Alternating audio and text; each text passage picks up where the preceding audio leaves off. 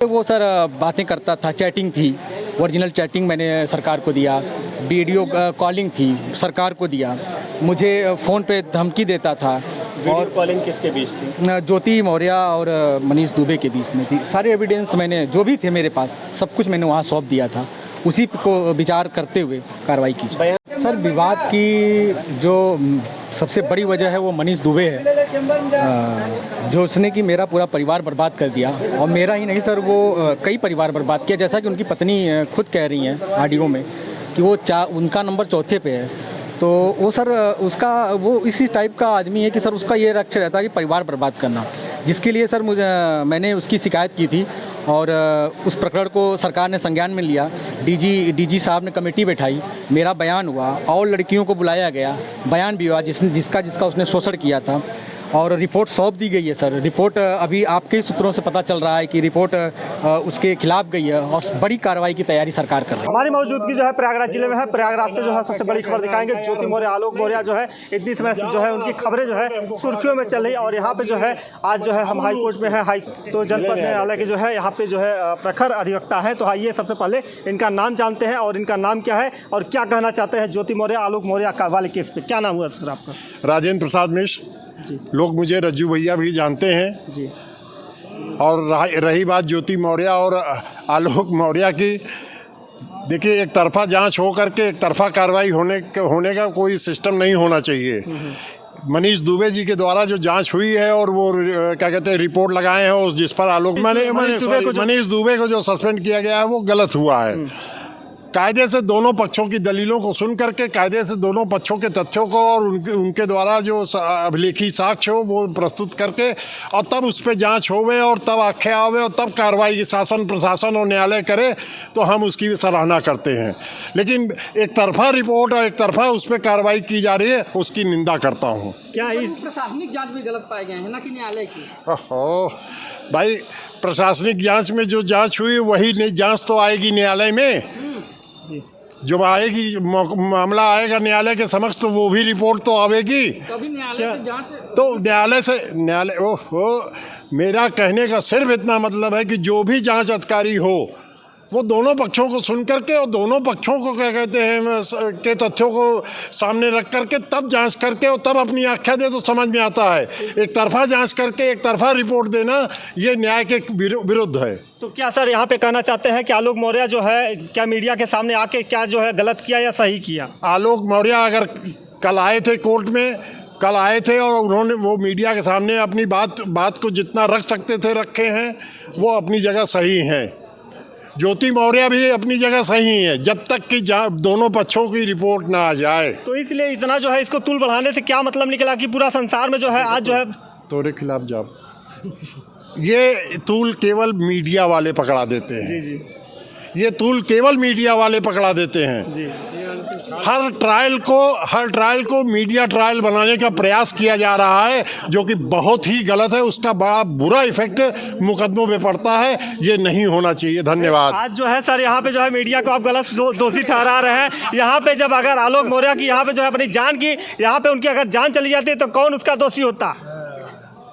कभी नहीं जान जाएगी, यहाँ किसी की जान नहीं जाती है। सर क्या कहेंगे जो चैट वायरल हुआ है, क्या कहेंगे उस पर आप?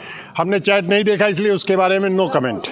सर विवाद की जो सबसे बड़ी वजह है वो मनीष दुबे है, जो उसने कि मेरा पूरा परिवार बर्बाद कर दिया।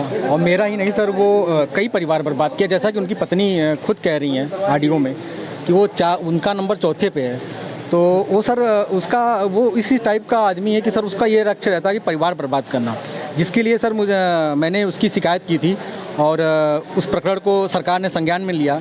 डीजी साहब ने कमेटी बैठाई, मेरा बयान हुआ और लड़कियों को बुलाया गया, बयान भी हुआ जिसका उसने शोषण किया था और रिपोर्ट सौंप दी गई है। सर रिपोर्ट अभी आपके ही सूत्रों से पता चल रहा है कि रिपोर्ट उसके खिलाफ गई है और बड़ी कार्रवाई की तैयारी सरकार कर रही है। वो सर बातें करता था, चैटिंग थी, ओरिजिनल चैटिंग मैंने सरकार को दिया, वीडियो कॉलिंग थी, सरकार को दिया, मुझे फ़ोन पे धमकी देता था। और कॉलिंग किसके बीच थी? ज्योति मौर्य और मनीष दुबे के बीच में थी। सारे एविडेंस मैंने जो भी थे मेरे पास सब कुछ मैंने वहाँ सौंप दिया था, उसी को विचार करते हुए कार्रवाई की। 3 जून को दर्ज हुआ था।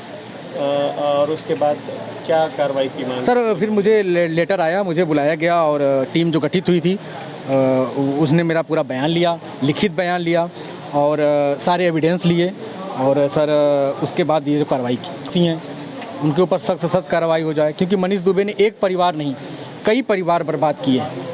जैसा कि हमारे एक संपर्क में हमारी एक बहन ही कह लीजिए, अमरोहा की होमगार्ड है, उसने भी मुझसे संपर्क किया और मुझसे रो के कहने लगी कि भैया वो रोज़ मुझे रात को बुलाता था, मैं नहीं जाती थी तो मुझे निलंबन बर्खास्त कर देता था। उसने अपना लेटर दिखाया, उसने आज ही नहीं 1 साल पूर्व डीजीपी साहब को और कई जगह शिकायत किया था, लेकिन उसके ऊपर कोई कार्रवाई नहीं हुई और उसने मुझे लेटर लिख के भेजा और मीडिया को भी लेटर दिया कि अगर मनीष दुबे के ऊपर पहले ही बड़ी कार्रवाई हो गई होती तो आज आलोक भैया का घर टूटने से बच गया। वैसे मनीष ही गुनहगार है, लेकिन मैं कहीं न कहीं ये नहीं कहता हूँ कि मेरी ज्योति जी का हाथ नहीं है।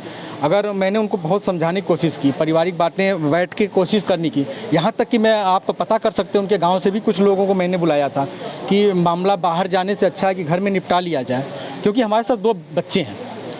और मैं आप लोगों से सर शुरू से कह रहा हूँ, मैं बच्चों के प्रति बहुत ही इतना लगाव है सर कि मैं बच्चों से दूरी आज तक कभी नहीं रहा हूँ।